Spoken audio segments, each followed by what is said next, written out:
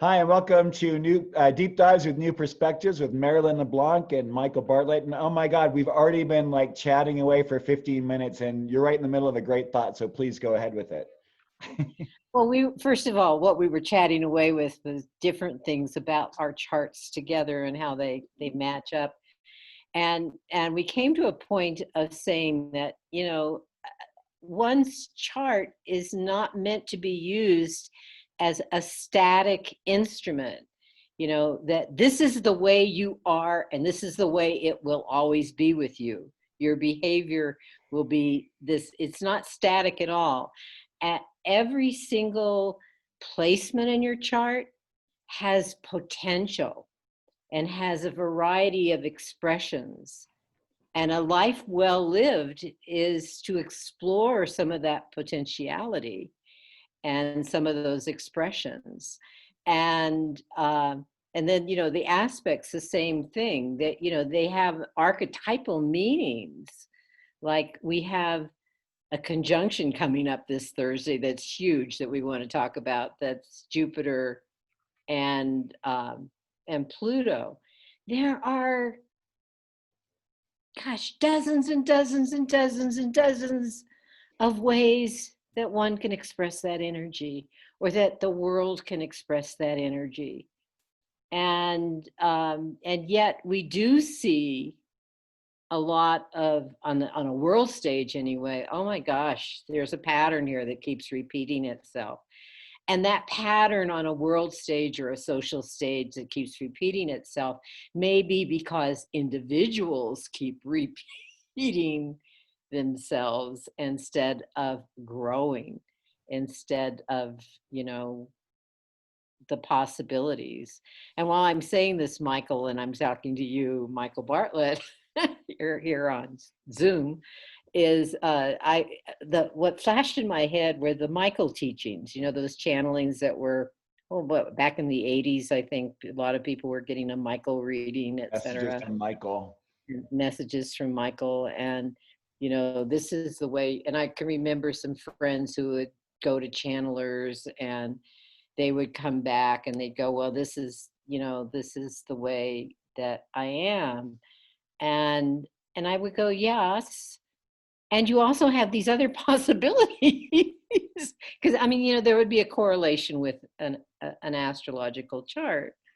And actually, I think you and our mutual friend Runa were very much into the Michael teachings at one point. Yeah. And I don't know to what extent you use them today, but there's all these tools and they're suggesting things about who we are. Right. And that's a good thing, because some of us, based on our socialization process, the parents and the family that we lived in and the schools that we went to, have these notions of being a certain way based on those formative years. And yet all these metaphysical tools are saying, yes, and that was true. I can look back and say, well, when somebody tells me about their early years, I'm going, well, yes, I see that in your chart. But you can change that. And there are many therapies for changing that. I know one of the ones that I've made huge use come out of neurolinguistic programming, NLP, where, especially like the family constellation work, with huge openings of possibilities. And in that opening, also embracing the family that, brought about your formative years and in ways that I never would have expected. And so our lives are meant to be a work in progress. Well, humans are a very interesting combination when you think about it. There's the one aspect, which is the linear blood inheritance, which is, an aspect of fate, right? Whether we're inheriting heart disease or a predisposition to diabetes or Parkinson's. And then we have our soul that comes in and embodies that for various reasons. Sometimes those are in complete alignment. Maybe it's like soul experiences with those individuals in the family that have happened many times. But kind of like what you've been alluding to a little bit, or not really, kind of like hinting around a little bit too, are the ways in which society socializes us and our families into being ways we inherently are not. And so one of, I think, of the great gifts of astrology, and we were talking about also human design earlier, or, bioenergetics, or the Michael teaching, or esoteric, the esoteric teachings, or family constellation, Hellinger work, well, that's the family work, Hakomi, all these different kind of ways of breaking us open, or making us see who we really are and what we came here to be, that might be very different than other individuals. Like, there's a lot of information you and I have gained over astrology over the years, but one of the things we were talking about earlier that I've been enjoying with human design is almost like a fine tuning of some aspects of it, because it links in with the I Ching. And so then there's like kind of like these koans, or, what is the sound of one hand clapping, or does a tree that falls in the forest and no one's there to hear it still make a sound? These things that aren't meant to have an answer, but are meant to bring your mind to a place of contemplation and stillness and oneness. That's almost this place of where we're, bringing that family lineage, the soul's purpose, and then, the collective needs as well. And so, yeah, there are ways that sometimes I think we're acting unconsciously, because we're kind of acting for the greater good or bad, or whatever, however we want to see the greater evolvement. But then, how do we reconcile those things? It's, and not to, I don't know, I'm trying to weave this all back in together, but what's so nice is having these sort of mirrors, these different sorts of processes that can mirror us back, not only for what our snapshot of our birth picture was, but by, especially in astrology, and I know with human design, but our transits, which means where the planets are right now in relationship to our chart, and how that kind of triggers things and makes things kind of happen. And then the progressions, which are these larger cycles of the planets as they unfold in our life and show us new ways of being, so that we actually do, through the course of our life, like you said, the moon does it once a month, goes through every single sign, every single point in the zodiac. Through the course of our lives, it does that by progression several times. And so there's a way we get to experience all the different flavors and incorporate it. And believe it or not, the Michael teaching has that as well, but it's done like from a lifetime level of experiencing each of those differently. So, I mean, Yeah. because the truth is, we can't ever be fully fixed. We have that kind of center beingness of who we are, but then it's like, hey, today I'm going to wear blue jeans, tomorrow I want to wear cords, the day after that I want to wear a hat with a feather in it. It's how our soul wants to dress up for this lifetime to meet the needs of the lifetime. One of the things, all these metaphysical tools that we're talking about, astrology being one of them, they're tools for the soul to evolve. And we've, on a metaphysical level, we've come here with purpose. And some of that purpose is actually I'm going to get down to the moon level here, is actually to change certain habits, to change certain attitudes. Like,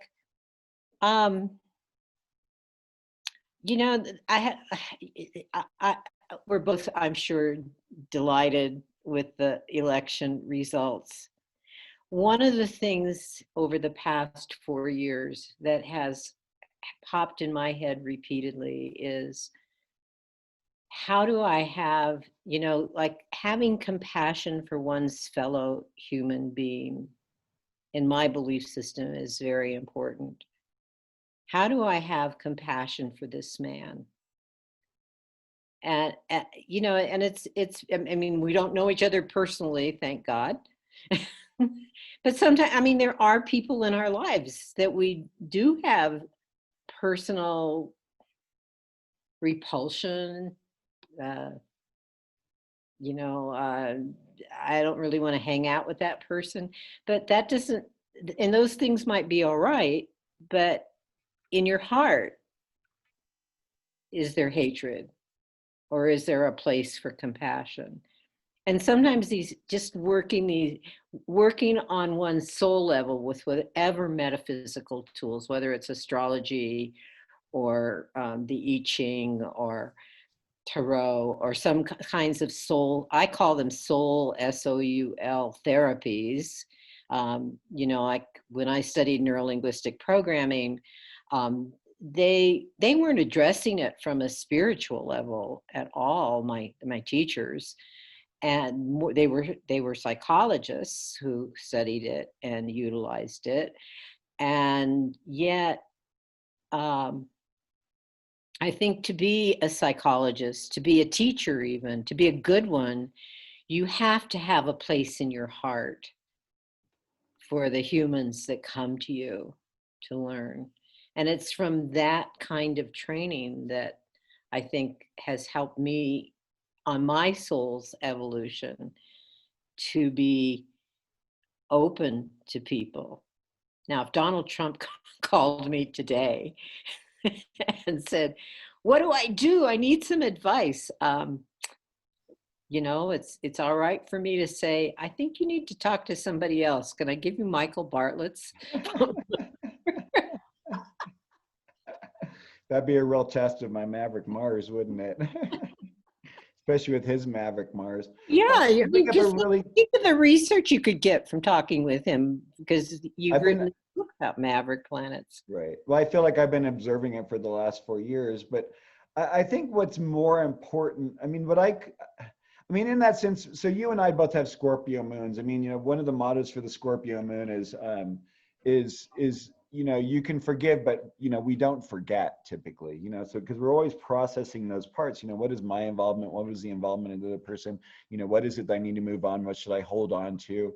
There's this always almost like it's like we're chewing on our cud constantly on these ideas of different things, because our Aquarian nature, wants to bring in the idea of an equality. These two signs square one another, and I think the greatest challenges for us with this, we're talking fixed signs, is that, and we were talking about this before we started the recording, the fixed signs kind of need to be shook up a little bit. They need to be kind of smacked upside the head in a sense. And that's, the training that I got in core energetics is that, it's a cathartic oriented body expressive integration piece of the idea that the traumas we go through are stored in our bodies and then become behaviors of how we think we can win in the world based on the traumas that we experience with mommy and daddy growing up.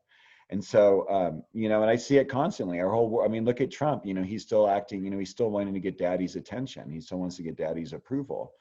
But my longer point about it is like, how do we find the ways to accept all those different parts? What we've gone through in the last 4 years is a very very leonine understanding of the importance of the individual ego at the cost of everyone else. And what's nice, bringing back in the Scorpio context, is Biden has all those 12th house Scorpio planets, and he's already speaking about this unification. He understands what the cost is. He literally viscerally feels the pain of the separation. My Scorpio moon, anyone who has like water moons like you do, you have your Scorpio moon too, Merrylin. We've all been viscerally feeling the pain of the separation that's been going on in our country. And my pain is to see that we're so evenly divided. And I wonder if it is really that we're divided, or if it's just the expression of politicized ideas fed to people in such a simple way that they've lost track of understanding that we actually really are all interested in how do we keep ourselves safe? How do we make sure that our children have a good world to live in? How do we make sure there's enough food for everyone? Do we really need to be so, does the chicken in the pot mean that a chicken in my pot means that there's no other chicken in pots for anyone else? That's very well. The most troubling thing to me, I'm with you on this, is not so much what if Trump prevails. I mean, he's trying to still prevail, but I doubt that's going to happen. But it is the polarization in the country, and it's one over values. It's over values, and I've had this discussion with several friends of late. And it actually takes us to the discussion that we were going to do of Pluto and Jupiter being together. Pluto is the ruler of Scorpio, which is about shared values. The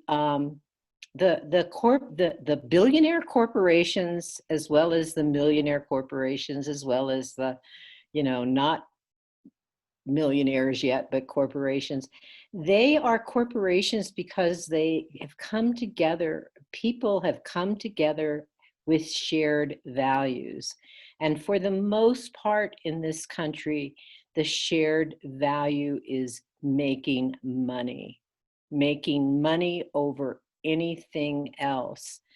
And what I see in Biden is an expression of values to share that are beyond the economy. I'm not saying that he won't address the economy. I think that's important, and from the sense of people's psychological well-being, that they don't get into worry about how am I going to keep this roof over our head, how am I going to put food on the table, and etc. Things of that sort, which do require an economy unless you're self-sufficient, growing your own food and making your own clothes and knowing how to take natural resources and transform them into the basic needs of living as human beings. And but we are at a crisis of values, and the Jupiter Pluto conjunction this Thursday at near the end, in the last 10 degrees, 23rd degree of Capricorn, is an opportunity. This happens every 13 years that Jupiter conjoins the planet Pluto, but not necessarily in the sign of Capricorn. Sometimes the next 13 years is in the same sign, depending on the retrogradation cycles and whether it's at the beginning or the end. But it's only, we've had it 3 times, but within a year because of the retrogradation cycle. This is the last time.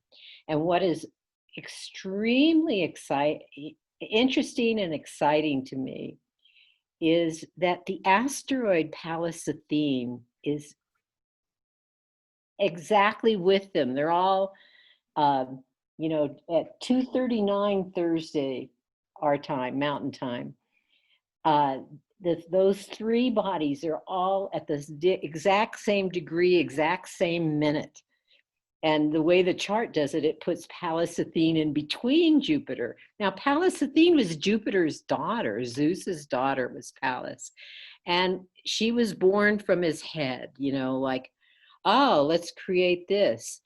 And she was known for her wisdom and, kind of like the higher wisdom of the judicial system. Now, there's a downside to this. Does she stand between the plutocrats, meaning those people who are the billionaires and want more that moneyed class to prevail, and that class has been working at this for decades, and began openly in earnest with Reagan back in the 80s, when I believe Jupiter and Pluto came together in the sign of Scorpio, that sign as well. And now that we'll see, I think, with whatever happens with the Affordable Care Act, which we won't know the results of until the spring, they're saying, but they're actually weighing it right now. They're looking at that case today as we speak, I imagine. Is we'll know whether or not they are, the court is really on the side of the plutocrats. Jupiter, in any event, people always think, oh, lots of good things with Jupiter. I think Jupiter is more about our higher consciousness.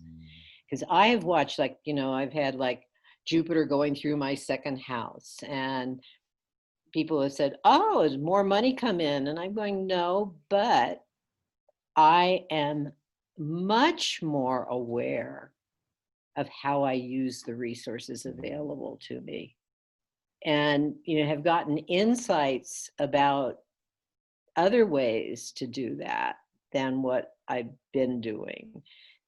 Things of that sort. And when I go back and really follow, it's not that good things don't happen, but it's not like, yeah, because some people might say, oh, Jupiter conjunct Pluto. Well, wow, Pluto having to do with Scorpio and, shared income, your stocks going up, or your investments improving, or whatever. Well, that may be the case. And what did we see with this election? The stock market went up. I mean, good news. Surprise for Trump.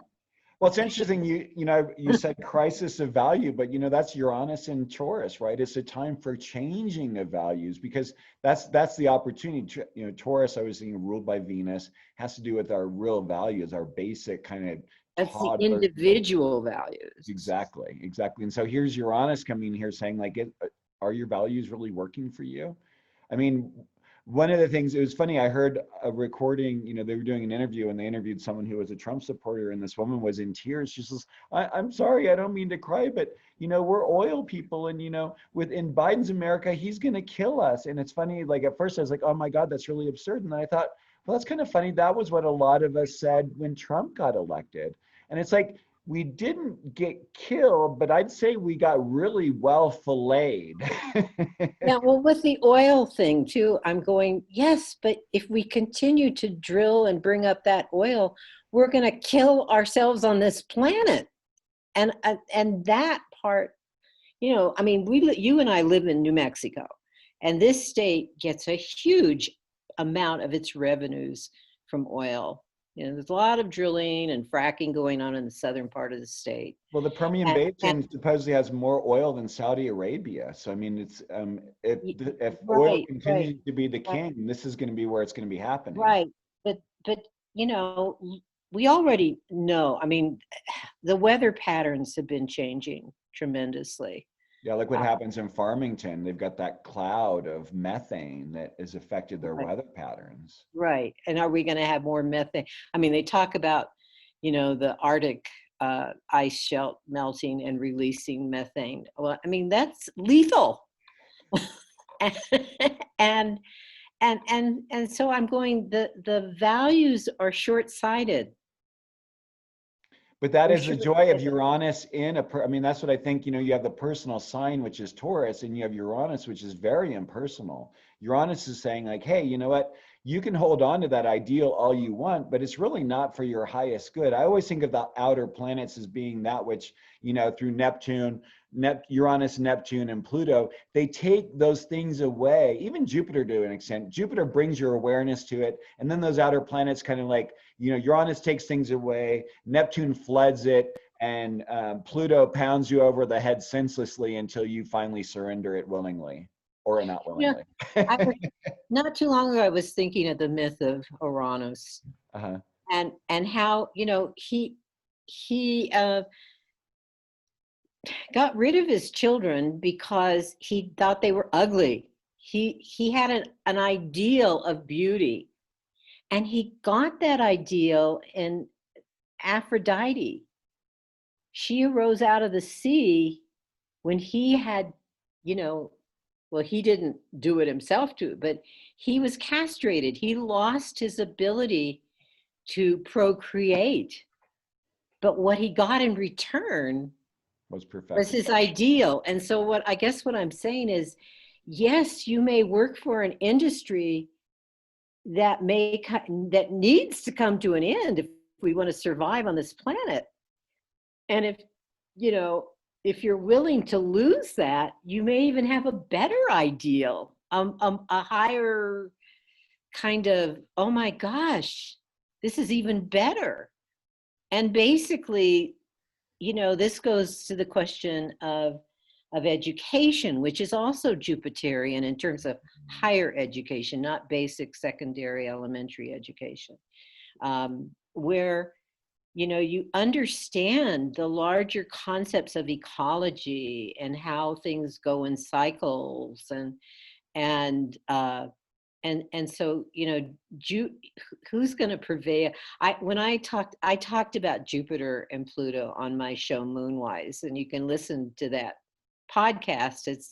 It's at moonwise.libsyn.com, or you go to ksfr.org, and under the program tab on the homepage, you'll find the podcast, and Moonwise is there, and they're dated, and I think they have a little title, so you'll know which one it is. But I used the myth of I talked about the myth of Persephone in that show and what's going on here and how this is a family dynasty. You know, Pluto and Jupiter are siblings. They're brothers. And you know, Jupiter was Zeus in the Greek, ruled the heavens, the skies, and Pluto, the underworld. They have to work together. They have to come to compromises because otherwise Pluto could just destroy the earth by, you know, sending the fire out through volcanoes and too much smoke in the skies. They're just clogged and there's, you know, Jupiter won't be able to see anything and take care of anything. And on the other hand, you know, the skies bring Neptune's water up there and keep the earth, you know, fertile and bring, you know. Jupiter could do the lightning and completely obliterate everything that's on the planet. Right. So they have to work in an ecological or balanced sort of way. Okay. And so the coming together of these planets tells us that in some sort of way. I know that what was 13 years ago was the 2013, 2007, the end of Bush's presidency, a year before the election, which Obama won. But it's sort of what that kind, you know, and the economy was not. It was in the sign of Sagittarius, actually, near the end of Sag, and the economy was just faltering. It wasn't going. And actually, when I don't know if you look at dwads and, you know, these different, how in every zodiac sign, every other zodiac sign is contained. So the last 2.5 degrees of Sagittarius, where the last conjunction was, are actually the sign before Sagittarius, which was Scorpio. So it was, you know, kind of indicating that that the economy wasn't flowing the way it needed to flow. And what happened in the Obama administration was the economy was resurrected. And so there's these kind of cycles that go on. Right, and that's the interesting thing with Scorpio is like there's I mean, it can get stuffed up, right? I mean, it's the intestinal system, it's our reproductive organs, you know, it can be constipation. But the thing is what's wonderful about Scorpio is that it is guaranteed that eventually it will flow. It's a stuckness that cannot remain stuck. It has to have death and rebirth. It's not one spoke on the cycle. It is about the cycle. Well, this degree of this conjunction, this new cycle beginning, the last one, because it's a more of a mercurial Cancer degree. Mm-hmm. And so it gives me hope with the new administration that, you know, the economy comes from the Greek, meaning taking care of the business of having a home. And that's the moon. and the mercurial element is the commerce. You know, that's how business transactions go. And I think that the stock market, not that I base the economy on the stock market all the time, but I think that was a sign that there may be you know, the economy may be improving. And it's interesting because we hear all this good news about you know, the pandemic and the virus. What do you call that? The vaccine for, you know, and hopefully the treatments have gotten better, and yeah. And I heard today, I was listening to one of KSFR's morning shows, and one of the hosts was talking about somebody at the community college here in Santa Fe who has developed a cure so that if somebody has COVID, this is, you know, another thing that and it wasn't it wasn't in the pharmaceutical range. It was something else. He didn't get into it completely, but there's some hope on the horizon, and we'll see. I think that's a good point, to leave with today. I mean, it was nice to not delve too much into the political arena and kind of share some different thoughts and be reflective. Some of the planets are going to start going a little more direct, and we're going to get a little more action, and be nice to And see. we'll be talking about Jupiter Saturn coming up in December, and that's a whole shift and from earth to air, more relational than, based on our economy and our resources, and in some ways, I wasn't a Biden fan per se, but I really recognized throughout this campaign his skills at working across the aisle, and I compared him to Johnson, back after Kennedy was assassinated. Both of these men have invaluable experience working in our Congress, and those skills are really important to get in terms of getting legislation through. And so I'm optimistic.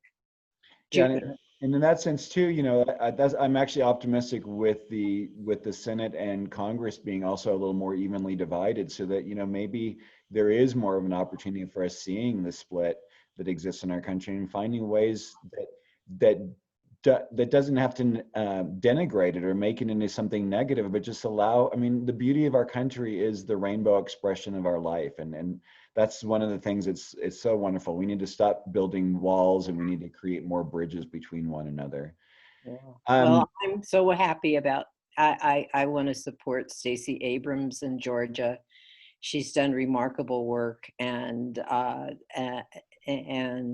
I support her ongoing work with the results of the Senate being based on what happens in Georgia in probably in January. We'll find that out, but yeah. So you can reach me at michael@coremichael.com or visit my website, coremichael.com. And Merrylin? I'm Merrylin LeBlanc. You can email me at moonwise@ksfr.org, or you can call me 505-690-1878. And I've actually been working on my website this week, but not yet ready. Well, everyone have a great week. Thanks for tuning in. If you like what you're seeing, please click the like button, subscribe, tell your friends, email us, leave comments. We'd love to interact with our audience. Thank you so much and have a great day. Bye.